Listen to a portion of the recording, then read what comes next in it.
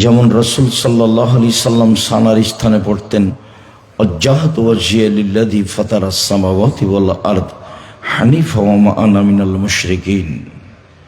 ইন্না সলাতি ওয়া নুসুকি ওয়া মাহইয়া ওয়া মামাতি লিল্লাহি রাব্বিল আলামিন লা শারীকা লাহু ওয়া বিযালিকা উমিরতু ওয়া আনা মিনাল মুসলিমিন। আল্লাহুম্মা আনতাল মালিকু লা ইলাহা ইল্লা আনতা রাব্বি ওয়া আনা আবদুকা যালামতু নাফসি ওয়া আতরাফতু যামবি ফাগফির লি যুনুবি জামিয়া ইন্নাহু লা ইয়াগফিরুয যুনুবা ইল্লা আনতা ওয়াহদিনি ইলা লিআহসানিল আখলাকি লা ইয়াহদি লিআহসানিহা ইল্লা আনতা ওয়াসরিফান নিসায়াহা লা ইয়াসরিফান নিসায়াহা ইল্লা আনতা লাব্বাইকা ওয়া সাদাইকা ওয়াল খায়রু কুল্লুহু ফি ইয়াদাইকা ওয়াশ শাররু লাইসা ইলাইকা আনা বিকা ওয়া ইলাইকা তাবারাকতা ওয়া তাআলাইতা আস্তাগফিরুকা ওয়া আতুবু ইলাইকা। রাসূল সাল্লাল্লাহু আলাইহি সাল্লাম এটা সানাতে পড়তেন। হয়তোবা আপনাদের অনেকেরই মুখস্থ আছে, নেই, তবে অর্থ খুব ব্যাপক, গুরুত্বপূর্ণ, যার জন্য পারলে মাঝে মধ্যে পড়া ভালো। আমি আপনাদেরকে সালাফি কনফারেন্স শেষের বৈঠকে যেটা বলতে চেয়েছি সেটা কিছু আসলে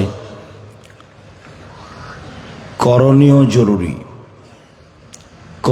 জরুরির একটা অংশ। আসলাম, চলে গেলাম, কি নিয়ে গেলাম, কি রেখে গেলাম। যেহেতু একদিন চলে যেতেই হবে, আজ হোক আর কাল হোক, এর জন্য কি প্রস্তুতি। আমি বারবার বলতে চেয়েছি, বলতে থেকেছি যে এসেছি কিছু নিয়ে যাব, কিছু জেনে যাব, কিছু শিখে যাব। অপ্রয়োজনীয়ভাবে রাস্তায় ঘুরব, দোকানপাটে যাব, এই 2 দিন এটা আমি আপনাদের কাছে চাইনি। যেসব ভাইয়েরা আমার চলে গেছেন, আলহামদুলিল্লাহ, মাশাআল্লাহ, এবারের সম্মেলনে বহু মানুষ আপনারা উপস্থিত হয়েছিলেন বাংলাদেশের বিভিন্ন প্রান্ত থেকে। আমরা আন্তরিকভাবে খুশি হয়েছি আপনাদের উপস্থিতিতে, আপনাদের শুকরিয়া আদায় করি। মূল কথা হলো এই যে আসলাম পয়সা খরচ করে, বাংলাদেশের বিভিন্ন জেলা থেকে চলে গেলাম পয়সা খরচ করে, কিছু নিয়ে গেলাম কি, এইটা আমার অনুরোধ থাকে।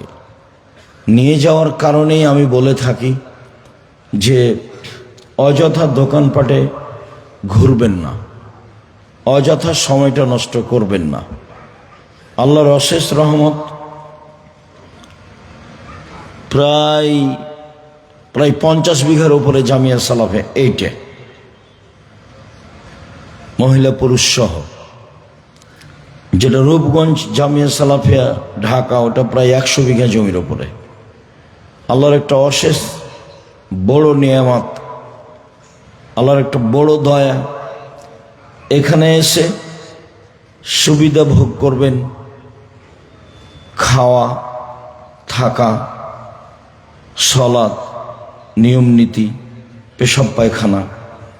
কষ্ট হলেও, এমন তো হজ সফরে গিয়ে আমরা মিনা মাঠে, আরাফার মাঠে, মুজদালেফার মাঠে লাইন দিয়ে টয়লেটে, পেশাব পায়খানায় যেতে হয়, 5জন 7জন লাইন থাকে। তো এখানে হয়তোবা গেলাম, পাওয়া গেল, একটু দাঁড়িয়ে থাকতে হলে, এমনটা হতে পারে, কিন্তু আলহামদুলিল্লাহ সব কিছু ব্যবস্থা আছে। বাইরে ঘুরে বেড়াতে হবে এটার প্রয়োজন নেই। আমাকে যেটা সবচেয়ে বেশি খারাপ লাগে সেটা হলো এই, প্রয়োজন না আমি বাড়ি চলে গেলাম, রাজশাহী ঘুরলাম, হাটবাজার ঘুরলাম। আমি আসলে জামিয়া সালাফিকে স্বপ্ন পুরি করতে চাই না। এখানে পিকনিকের এটা কেন্দ্র, এটা আমি চাইনি। এখানে ঘোরার জন্য এসেছি, উপস্থিতি 10 মিনিট থেকে একটু ঘুরবো, এটা আমি চাইনি। রাজশাহীতে যদি কিছু দেখার থাকে মনে করে এসেছি, তাহলে অন্য দিন আসতে হবে।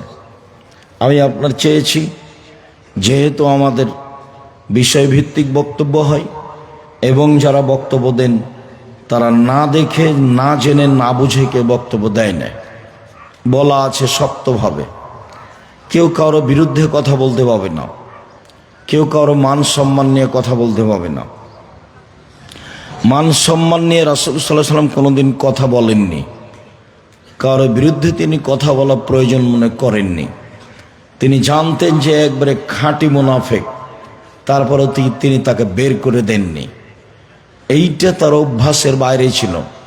রাসূল সাল্লাল্লাহু আলাইহি সাল্লামের বৈশিষ্ট্য, খাসলাত, নীতি, গতি এরকম ছিল না। সম্মানিত দিনী ভাই বোন, আমি এক নম্বরে চেয়েছি আপনাদের কাছে আসবেন, শুরু থেকে নিয়ে শেষ পর্যন্ত জামিয়া সালাফিয়া আল্লাহ যেটুকু ব্যবস্থা দিয়েছে, খাওয়ার হোক, শুয়ে থাকার হোক, পেশাব পায়খানার হোক, সেটুকু ভোগ করবেন। একটু কষ্ট হলে এখানে থাকবেন, এটা আমার ঐকান্তিক কামনা। যদি কম বেশি হয়ে থাকে তাহলে বুঝতে হবে আমি দাবি জানিয়েছি, ভুল আপনি করেছেন। সম্পূর্ণ সময় থাকার পরে যেটুকু কষ্ট ভোগ করলেন সেটুকু আমাদেরকে জানালে আমরা সেটা করার চেষ্টা করব ইনশাআল্লাহ। আমি আপনাকে দান খায়রাত করতে বলি এই জন্য যে জামিয়া সালাফিয়া দান খায়রাতের জন্য অন্য কাউকে আমরা বলতে বলি না।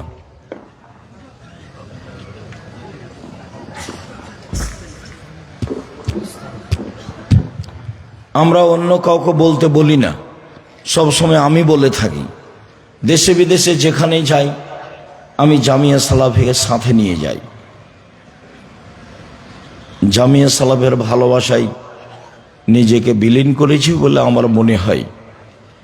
আল্লাহকে বলছি, তুমি ভুল ত্রুটি মাফ করো, জামিয়া সালাফিকে কবুল করো। তোমাকে মানুষ চিনবে, তোমাকে মানুষ জানবে, তোমাকে মানুষ মানবে। এ আশায় জামিয়া সালাফে গড়েছি, গড়তে যাচ্ছি, গড়ব ইনশাআল্লাহ। তুমি এটুকু কবুল করো। সম্মানিত দিনী ভাই বোন, পরকালের আশায় আল্লাহকে সন্তুষ্ট করার উদ্দেশ্যে আপনার ছেলে মেয়েকে ভালো মানের শিখিয়ে দিব, এই উদ্দেশ্যে দিন রাত পরিশ্রম করে যাচ্ছি। মানুষ মাত্র কোথাও ভুল ত্রুটি থাকতে পারে, থাকাই স্বাভাবিক। কাজেই আমি চাই আপনার যাওয়া আসাটা একমাত্র আল্লাহর সন্তুষ্টির জন্য হয়ে থাকে, এইটা আমি আপনার কাছে ঐকান্তিকভাবে দাবি রাখি। অন্যান্য প্রোগ্রামে গেলেন, গল্প করলেন, ঘুরলেন ফিরলেন, হাট বাজার করলেন আর চলে গেলেন, এটা আমি চাইনি, কোনো সময় এটা চাই না। এটা আমার প্রথম কথা। দ্বিতীয় কথা হলো এই যে কি আমল শিখলাম, কি আমল করব, তাতে বক্তব্য যা শুনলাম, যা বুঝলাম, এতে যদি কিছু উপকার হয়ে থাকে সেটা পালন করার চেষ্টা করতে হবে। আমি জীবনে কোনো দিন খ্রিস্টান আব্রাহাম লিঙ্কনের কাল্পনিক পদ্ধতি, নির্বাচন পদ্ধতিকে পছন্দ করিনি। এর বাস্তবতা আমি খুব ভালোভাবে জানি। আমার চোখের সামনে নির্বাচনের নাম দিয়ে মানুষ মানুষের রাস্তাঘাট বন্ধ করে, মানুষ মানুষকে জেল হাজত দেয়, মানুষ মানুষকে মারে, মানুষ মানুষকে হত্যা করে, মানুষ মানুষের টাকা পয়সা লুটে নেয়, মানুষ মানুষের মান ইজ্জত লুটে নেয়।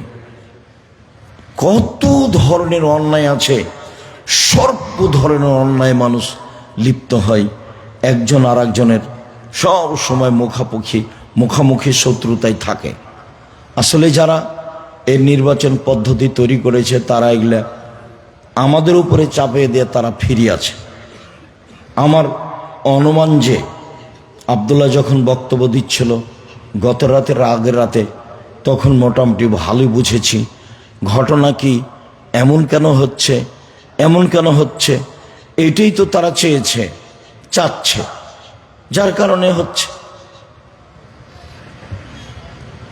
রাসূল সাল্লাল্লাহু আলাইহি সাল্লাম তো এইটা চায়নি, যাতে মানুষের উপরে মানুষ ক্ষিপ্ত হবে, মানুষের অর্থ সম্পদ মানুষ লুটে নিবে, মানুষকে মানুষ জেল হাজতে দিবে।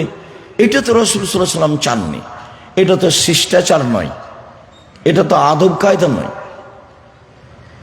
রাসূল সাল্লাল্লাহু আলাইহি সাল্লাম বলছেন, আলা তাসমাউনা, আলা তাসমাউনা, আলা তাসমাউনা, তোমরা শুনছো না, তোমরা শুনছো না, তোমরা শুনছো না, আন্না সাজাজাতা মিনাল ঈমান, সাদা সিধে, সাদা সিধে চলা, থাকা, খাওয়া, পড়া, কথা বার্তা সব হবে ঈমান। আর যখনই একটু উলট পালট হবে তখন তা আর ঈমান হবে না। ভদ্র আচরণ, নম্র চালচলন, ভালো আদর্শ, ভালো চালচলন, মধ্যম পন্থায় চলা, ধীরস্থিরতা অবলম্বন করা, নবীগণের স্বভাবের 24 ভাগের 1 ভাগ, 25 ভাগের 1 ভাগ। সম্মানিত দিনী ভাই বোন, আমি আপনার কাছে চেয়েছি এইটা যে মানুষের প্রতিশোধ নেব না, প্রতিবাদে যাব না, হক হিসাবে যতটুকু বলতে পারি তা বলবো। প্রতিবাদ করে, প্রতিদ্বন্দ্বিতা করে হক বলবো, এটা আমি চাইনি। প্রতিশোধ নিতে হবে না কারো। মানুষ অন্যায় করেছে, ধৈর্যের পরিচয় দিতে হবে, ছাড়ে থাকতে হবে, ছাড়। সচ্ছল অসচ্ছল অবস্থায়, সচ্ছল অসচ্ছল অবস্থায় দান করে যে সে জান্নাতে চলে গেছে। অল কাযমিনাল গাইজ, রাগ দমন করে যে, রাগ দিয়ে কাজ নেয় না যে সে জান্নাতে চলে গেছে। অল আফিনানিন নাস, মানুষকে মাফ করে যে, মানুষকে মাফ করতে হবে, মানুষের উপরে ক্ষেপে উঠতে হবে না। এই স্বভাবে আপনাকে গড়তেই হবে যে কোনো মূল্যে।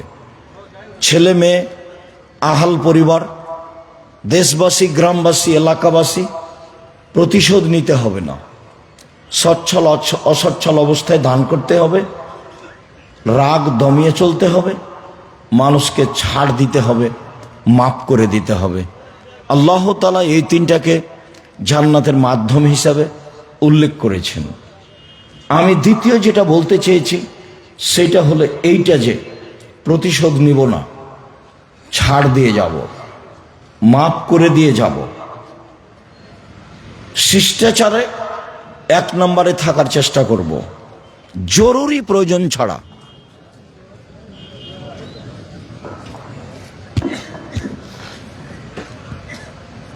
এই ছেলে, এটা কি তোমাদের কারণে হচ্ছে নাকি? তোমরাই কি কিছু করছো?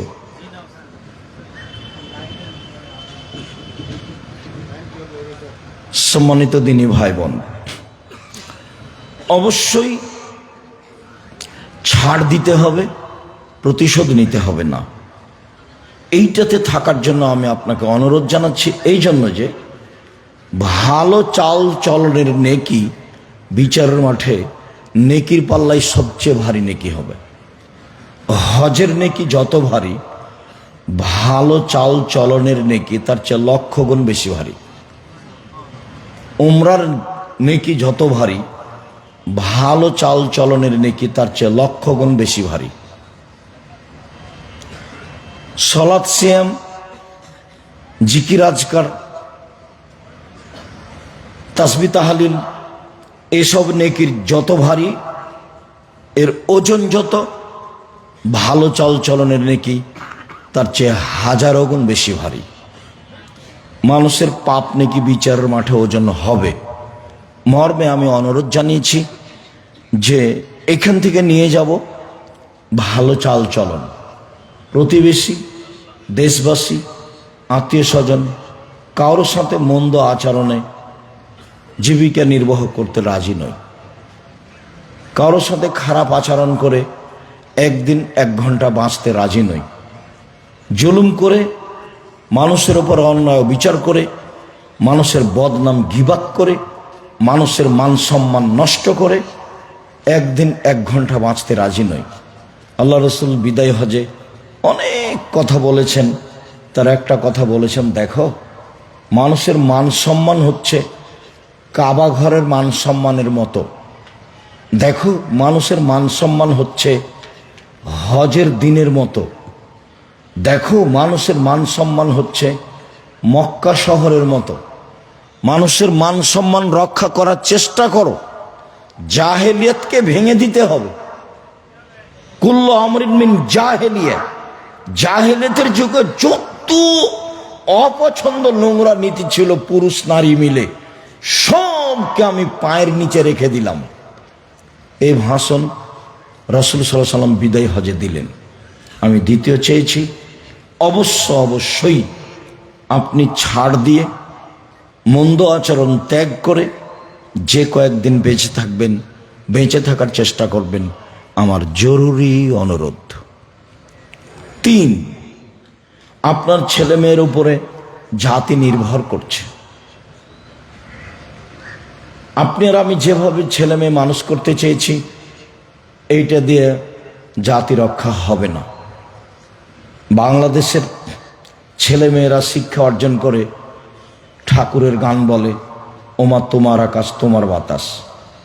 বাংলাদেশের ছেলে মেয়েরা শিক্ষিত নয়। বাংলাদেশের ছেলে মেয়েরা শিক্ষা অর্জন করে শহীদ মিনার তৈরি করে। শহীদ মিনার তৈরি করে ওদের কি হবে? এখন যে 2000 মানুষ মারা গেলে এদের কোন মিনার তৈরি করতে হবে?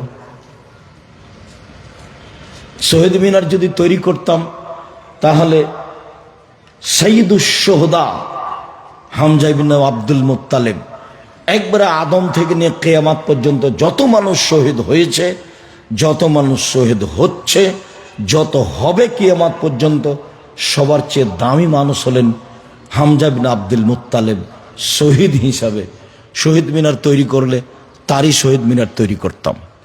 তাহলে আপনি জাতির জন্য ছেলে মেয়ে মানুষ করতে পারেননি। ছেলে মেয়ে মানুষ করেছেন, ও হলো চোর ডাক্তার, ও হলো প্রতারক ধোঁকাবাজ ডাক্তার, রাসূলের আদর্শ বুঝেনি। তাহলে আপনি জাতির জন্য কি ছেলে মেয়ে মানুষ করলেন? আপনার ছেলে মেয়ে জাতিকে রক্ষা করতে পারলো না। বহু জায়গাতে আল্লাহ কোরআন মাজিদে বলছে, ফেরাউন তার সম্প্রদায়কে সৎ পথ দেখাতে পারেনি, ফেরাউন তার সম্প্রদায়কে সঠিক পথে পরিচালনা করতে পারেনি। ফেরাউনের এমনিতেই হুঙ্কার আর দাবি যে হামান উঁচু প্রাসাদ নির্মাণ করো, আমি মূসার রবকে হত্যা করব। আমি মনে করছি মূসা মিথ্যার ভিত্তিতে মূসা দিনরাত কাটাচ্ছে, ও আমাদের মান সম্মান নষ্ট করে দিবে। এসব ফেরাউনের এগুলো ফালতু কথা। ফেরাউন জাতিকে রক্ষা করতে পারেনি, এই কথা আল্লাহ কোরআন মাজিদে বহুবার বলেছেন। সে জাতিকে ভুল পথে নিয়ে গেছে। আপনি ছেলে মেয়ে মানুষ করলেন কি করতে? জমি চাষ করে খাওয়াই ভালো ছিল, দিন মজুরি করে খাওয়াই ভালো ছিল। রুজি তো হয় একটা। মূর্খ মানুষও তো ব্যবসা বাণিজ্য করতে পারে, ব্যবসা বাণিজ্য করে খেত। 25-30 বছর যাবত তাকে পড়ালেন, 40 বছর যাবত তাকে পড়ালেন, বিবাহ শাদী দিলেন না। 30-32-35 বছরে বিবাহ শাদী দিলেন, খালি বললেন ইস্টাবলিশড হতে হবে। বাহ, নিজের পায়ে দাঁড়াতে হবে। মেয়েও শিখলো চাকরি করব, তারপরে বিবাহ। জেনাতে সয়লাভ, জেনার বন্যা। ছেলেও বুঝলো তাই, মেয়েও বুঝলো তাই। এক সময় এই প্রজনন দেখা দিয়েছিল খুব বেশি ভাবে, যার কারণে হাজারো লক্ষ মেয়ে এখন বাংলাদেশে আছে যাদের বিবাহ হয়নি, যাদের বয়স 35, 40, 45, 50। তার মানে ওরা ইস্টাবলিশড হবে, তারপরে বিবাহ। সমাজের সেবা করবে, মাঠে নেমে যাবে। আমি আপনার ছেলে মেয়ে এভাবে লালন পালন করা চাইনি। আমি চেয়েছি আপনার ছেলে জাতিকে রক্ষা করুক। কিভাবে করবে সেটা আপনি দোয়া করেন আল্লাহর কাছে, ছেলে দোয়া করুক আল্লাহর কাছে, এবং সেই মানের বিদ্যা অর্জন করুক। জাতিকে পরকালমুখী করতেই হবে যে কোনো মূল্যে। জাতিকে বুঝাতে হবে মানুষের বিচার হবে, হক বাতিলের বিচার হবে, মানুষের মরণ হবে, মানুষ মানুষের কল্যাণে থাকবে। মানুষ মানুষের অর্থ সম্পদ লুটে নেওয়ার জন্য জন্ম নেয়নি, শিক্ষা অর্জন করেনি। মানুষ মানুষের মান সম্মানের হানি করবে এই জন্য মানুষ জন্ম নেয়নি, এই জন্য শিক্ষা অর্জন করেনি। সব ধরনের জাহেলিয়তকে, বন্যতাকে, বর্বরতাকে, ধোঁকাবাজিকে, শয়তানিকে, জুয়াচ্চরিকে, স্বৈরাচারীকে সব আল্লাহ রাসূল বিদায় হওয়ার দিন পায়ের নিচে রেখে দিয়েছেন। বলে গেছেন, জাতির সামনে শিষ্টাচার দিয়ে গেলাম। এক গিলাস পানি পান করলে 5টা বিধান লাগে। আপনি ছেলে মেয়ে এভাবে মানুষ করেন। আব্দুল্লাহ বক্তব্যের এক পর্যায়ে অনেক পরামর্শ দিয়েছিল। তাহলে আমরা এখন কি করতে পারি? জাতিকে বাঁচাতে হলে নির্বাচন পদ্ধতির পথ ঘাটগুলি তো ভালো দেখতে পেলাম না, তো তাহলে এখন আমাদের কি হবে, আমরা কি করব? তো ভালো ভালো কয়েকটা পয়েন্ট উল্লেখ করলো যে আপাতত এইগুলো করি। ছেলে মেয়েকে মানুষ করেন জাতিকে বাঁচানোর জন্য, জাতিকে পরকালমুখী করার জন্য, জাতিকে আল্লাহকে চেনানোর জন্য, জাতিকে মোহাম্মদ সাল্লাল্লাহু আলাইহি সাল্লামকে চেনানোর জন্য। মোহাম্মদ সাল্লাল্লাহু আলাইহি সাল্লামের জন্মদিবস পালন করলো, একবার ট্রাকে উঠে মিলাদ করলো। এটা দিয়ে ও জাতির কি করলো? সিগারেটও হাতে আছে, দাড়িও চাচা আছে, রং মেখে আছে, আর বলছে মিলাদ। মিলাদ করছে, এ দিয়ে জাতি রক্ষা হবে? এটা কথা হলো? এরকম করা, হইচই করা, নবীর নামে চিল্লা চিল্লি করা, আর ওমা তোমার আকাশ তোমার বাতাস, এর আবার পার্থক্য কি? আপনার ছেলে মেয়ে প্রত্যেক দিন সকালে গিয়ে বলে, ও কালিমা তোমার আকাশ, ও কালিমা তোমার বাতাস। এটা আপনার সহ্য হয় কেমনে? আপনি কেন একটু পদক্ষেপ নেন না? ছেলে মেয়ে মানুষ করব এই জন্য যে জাতিকে শিরক মুক্ত করতে হবে। ছেলে মায়ের দুধ ছেড়ে স্কুলে যেতে না যেতেই ওর জন্মই হচ্ছে বিদ্যার জন্ম শিরক দিয়ে। কি করে জাতি রক্ষা হতে পারে? আল্লাহকে অপমান করে, নবীকে অপমান করে কি করে জাতি রক্ষা হতে পারে? এটা হয় কি করে? বাংলাদেশের আলেম ওলামা সুযোগ পেয়েছিল নিজের মতো দেশ গড়তে, কিন্তু বুঝলো না তারা, নিজ নিজ স্বার্থে নেমে গেল। সবাই বসে, যারা মনে করে আমরা কোরআন হাদিস বুঝি, হানাফি হোক, শাফি হোক, মালিকি হোক, হাম্বলি হোক, যেই হোক না কেন, তারা যদি নিজ স্বার্থ ত্যাগ করে বাংলাদেশের মাটিতে পরামর্শের ভিত্তিতে নেতা নির্বাচন হবে, এই পদক্ষেপ যদি তারা হাতে নিত, তাহলে যারা গাদ্দারি করছে, করেছে, করবে, এরা সুযোগ পেত না। কিন্তু আমি আর আপনি তো সুযোগ নিলাম না। শুধু খালি ছেলেগুলো জীবন দিল, মানুষগুলো জীবন দিল, পানি লাগবে, পানি লাগবে, পানি লাগবে। সুযোগকে মাটির সাথে মিশিয়ে দিল। সবাই নিজ নিজ স্বার্থ নিয়ে চলল ধর্মের নামে। অবাক কথা, দেশের মুরগি জ্বালিয়ে দিয়ে ইন্ডিয়া থেকে ডিম নিয়ে আসতে হবে, এরাও নাকি দেশ চায়। দেশের কলকারখানা বন্ধ করে ইন্ডিয়া থেকে সবকিছু নিয়ে আসতে হবে, এরাও নাকি দেশ চায়। দেশের টাকা পয়সা বাহিরে দিয়ে দেশের শাসন ব্যবস্থা চালাতে হবে, এরাও নাকি দেশ চাই। এর চেয়ে ধোঁকাবাজি, এর চেয়ে মুনাফেকি, এর চেয়ে জুয়াচুরি, এর চেয়ে শয়তানি আর কি হতে পারে? জাতির সাথে মুনাফেকি করে বিদ্যা দেখাও তুমি, জাতির সাথে মুনাফেকি করে নির্বাচন দেখাও তুমি, জাতির সাথে মুনাফেকি করে নেতৃত্ব দেখাও তুমি। এটা তোমার একটা আস্ত ধোঁকাবাজি। মুখে এক, ভিতরে আর এক, মুখে এক, ভিতরে আর এক। এর নাম নগদ মুনাফেক। এ হলো মুনাফেকি। এই আচরণ দিয়ে জাতির কল্যাণ আনা যাবে না। আপনার ছেলে মেয়েকে দেখি ছুটে বেড়াচ্ছে মোটরসাইকেল নিয়ে।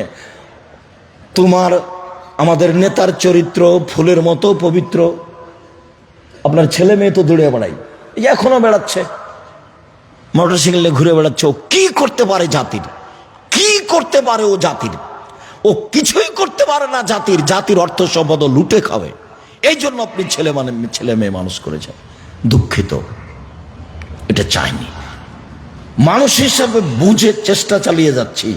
তাই সব সময় বলি, দাঁড়ালে বলি, শিরক মুক্ত প্রতিষ্ঠান জামিয়া সালাফিয়া, বিদআত মুক্ত প্রতিষ্ঠান জামিয়া সালাফিয়া, দল মুক্ত প্রতিষ্ঠান জামিয়া সালাফিয়া, সংগঠন মুক্ত প্রতিষ্ঠান জামিয়া সালাফিয়া, হিংসা মুক্ত প্রতিষ্ঠান জামিয়া সালাফিয়া। মনে বড় সাত, এই দেশে উন্নত মানের প্রতিষ্ঠান গড়ে বাংলা, ইংরেজি, আরবি উন্নত মানের বাচ্চাদের শিক্ষা দিয়ে জাতির অন্যায়ের বিরুদ্ধে লড়বো। মুখে কলমে মিডিয়াই লড়বই ইনশাআল্লাহ। কতটুকু সফল? সফলতা যার হাতে আছে সে বুঝবে। সফলতা যার হাতে আছে ও বুঝবে। অবাক কথা, ক্ষমতা দিয়ে মানুষের চালচলন ঠিক করতে হবে, অবাক হিসাব। ফেরাউন ডুবে গেছে, মাঠ তো দখল হয়ে গেছে। মুসা আলাইহিস সালাম করলেই তো হয়। নদীর উপরে গিয়ে বালুর চরে চরে ঘুরে বেড়াচ্ছেন কেন? আকীদা দিয়ে, আদর্শ দিয়ে, বিদ্যা দিয়ে জাতির পরিবর্তন করতে হবে, এটা আমার দাবি। আপনার ছেলে মেয়েকে নিজের ভাষায় যেটা বলি, মানুষের মতো মানুষ। মানুষের টাকা লুটে খেলো, তখনও মানুষের মতো মানুষ। মানুষকে জেল হাজতে দিল, তখনও মানুষের মতো মানুষ। ধোকা দিয়ে, প্রতারণা দিয়ে ওষুধ লিখলো, তবুও মানুষের মতো মানুষ। ইঞ্জিনিয়ারের নাম দিয়ে টাকা চুরি করে নিল, তখনও মানুষের মতো মানুষ। কি করে আপনি বলতে চাচ্ছেন যে আমি চেয়েছি ছেলে মেয়েকে মানুষের মতো মানুষ করতে? ভুল হিসাব। তৃতীয় হলো এইটা। আজকের মতো শেষে চলে আসলাম। আমি চেয়েছি সম্মানিত দিনী ভাই বোন, 5 ওয়াক্ত সালাতে অটল থাকবেন, কোরআন তেলাওয়াতে অটল থাকবেন, আদর্শে অটল থাকবেন। আদর্শে অটল মানে সচ্ছল হই, অসচ্ছল হয়ে দান করব, সবসময় দেওয়ার হাতে থাকতে। 10 টাকা একটা কয়েন, কয়েন বুঝেন কি আপনারা? কয়েন বুঝেন? 1 টাকা, যেগুলো কাঁচা টাকা যেগুলো, সেগুলো 1 টাকা। এটা হলো 1 নম্বর, মাথায় রাখবেন। কেন? ইবাদত হিসেবে এত শক্তিশালী পাওয়ারফুল ইবাদত পৃথিবীতে নেই, এত ক্ষমতা ধরে ইবাদত পৃথিবীতে নেই। একটা থেকে আরেকটা ঘটিয়ে দিতে পারে এমন অবাক ইবাদত, তার নাম দান। আপনি টাকাটি দোকানপাটে খরচ করেছেন, এটা আমি চাইনি। সাধারণ খাবেন, থাকা খাওয়া হবে সাদা সিধে, পোশাক পাতি হবে সাদা সিধে, চাল চলন হবে সাদা সিধে। তাহলে এটা ঈমান, তাহলে এটা ঈমান, তাহলে এটা ঈমান। তোমরা শোনো না, তোমরা শোনো না, তোমরা শোনো না। মুহাম্মদ সাল্লাল্লাহু আলাইহি ওয়াসাল্লাম এভাবে বলছেন।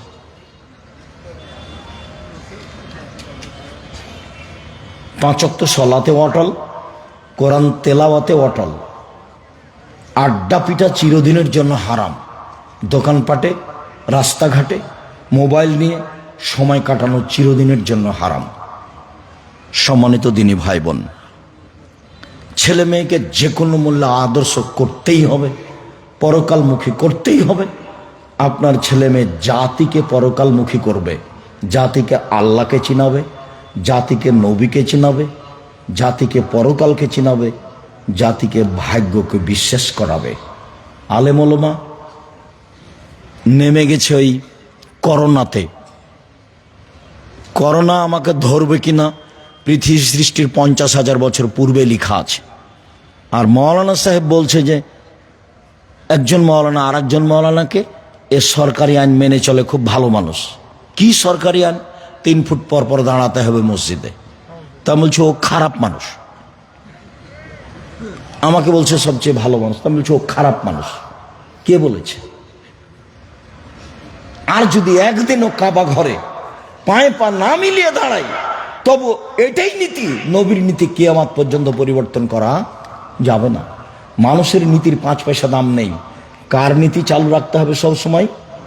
মুহাম্মদ সাল্লাল্লাহু আলাইহি ওয়াসাল্লামের। ছেলে মেয়ে এটা করবেন। আপনাকে আমি কষ্ট দিতে চাইনি, বলছি আল্লাহ আমাদের যেসব দিনী ভাই বোন সালাফি কনফারেন্সে উপস্থিত হয়েছিল, তুমি তাদের কবুল করো, তুমি তাদের ক্ষমা করো, তুমি তাদের নিরাপত্তা দান করো, তুমি তাদের আহাল পরিবারকে তোমার রাসূলের পদ্ধতিতে গড়ে তোলার সুযোগ করে দাও। তুমি তো সর্বশক্তিমান, তুমি করতে পারো, তুমি আজিজ, তুমি পরাক্রমশালী, কেউ তোমাকে ঠেকাতে পারে না। তুমি যদি কালকে ফেরাউনকে ক্ষমা করে দাও, তো তোমার বিচার কেউ করতে পারে না। ফেরাউনকে ক্ষমা করলো কেন, এই কথা কেউ বলতে পারবে না। মুসা আলাইহিস সালাম, ঈসা আলাইহিস সালাম বলছেন, ইনতুয়াসিবহুম ফাইনহুম ইবাদুকা, আমি কাউকে বলিনি আমি আল্লাহ, আমার জীবদ্দশায় আমার পরে তারা কি করেছে সেটা আপনি জানেন। আমি মানুষকে বলিনি আমি আল্লাহ, আমার পরে তারা কি করেছে সেটা তুমি জানো। ইনতুয়াসিবহুম ফাইনহুম ইবাদুকা, ওদের যদি তুমি শাস্তি দাও, দাও না, তোমার বান্দা, দাও, তাতে আমার কি? তুমি ওদের যদি শাস্তি দাও তো দাও না, আমার কি করার আছে? দাও, তোমার বান্দা, তুমি দিবা শাস্তি, তো আমার কি করার আছে? ওয়াইন তাগফির লাহুম ফাইন্নাকা আনতাল আজিজুল হাকিম, আর তুমি যদি ক্ষমা করে দাও, তাহলে তুমি পরাক্রমশালী, প্রজ্ঞাময়, তোমার কেউ বিচার করতে পারে না। সারা পৃথিবীর মানুষকে যদি তুমি ক্ষমা করে দাও, তোমার সামনে কেউ মুখ খুলতে পারবে না। তুমি পরাক্রমশালী, তোমাকে কেউ পারে না। আজকে ধ্বংস করে দিয়েছ, সামুদকে ধ্বংস করে দিয়েছ, ফেরাউনকে ধ্বংস করে দিয়েছ, আইকাবাসীকে ধ্বংস করে দিয়েছ, তুব্বাকে ধ্বংস করে দিয়েছ। কত সম্প্রদায় তুমি সময়ের গতিতে ধ্বংস করেছ। আজ সামুদের ব্যাপারে কথা বলছে আল্লাহ ফেরাউনকে, যে ফেরাউন তোর চেয়ে শক্তিশালী ছিল তারা অর্থ সম্পদে, তোর চেয়ে শক্তিশালী ছিল তারা জমিনে স্মৃতি নির্মাণে, এমন স্মৃতি নির্মাণ করে চলে গেছে তারা, কিয়ামত পর্যন্ত দেখতে পাবে মানুষ। আমি মনে করি পিরামিড তাদের কথা, তাদের তৈরি, আজ সামুদের। ওদেরকে ধ্বংস করে দিয়েছে, কেউ তার বিচার করতে পারেনি। ফেরাউনকে ধ্বংস করে দিয়েছে, কেউ তার বিচার করতে পারেনি। ক্ষমতা দেখে বেঁচে লাভ নেই। ক্ষমতা যদি দেখতে চান অন্যায়, সময় আসলে রক্ষা করতে পারে না কেউ। খুলনার অঘোষিত সম্রাট এরশাদ শিকদার, সময় আসলে ধ্বংস হয়ে যায় ক্ষমতা, কেউ টিকাতে পারে না। আর আপনাদের নেতৃত্ব সময় 45 মিনিট, এ তো খুব ভালোভাবে জানেন। এই হিসেবে তো জানেন ক্ষমতা দিয়ে, এইসব ক্ষমতা দিয়ে কাজ হয় না। আল্লাহ, তুমি আমার ভাইরা যারা এসেছিল তাদেরকে তোমার পদ্ধতিতে তোমার শক্তি দিয়ে পরিচালনা করো, এটা তোমার কাছে দাবি।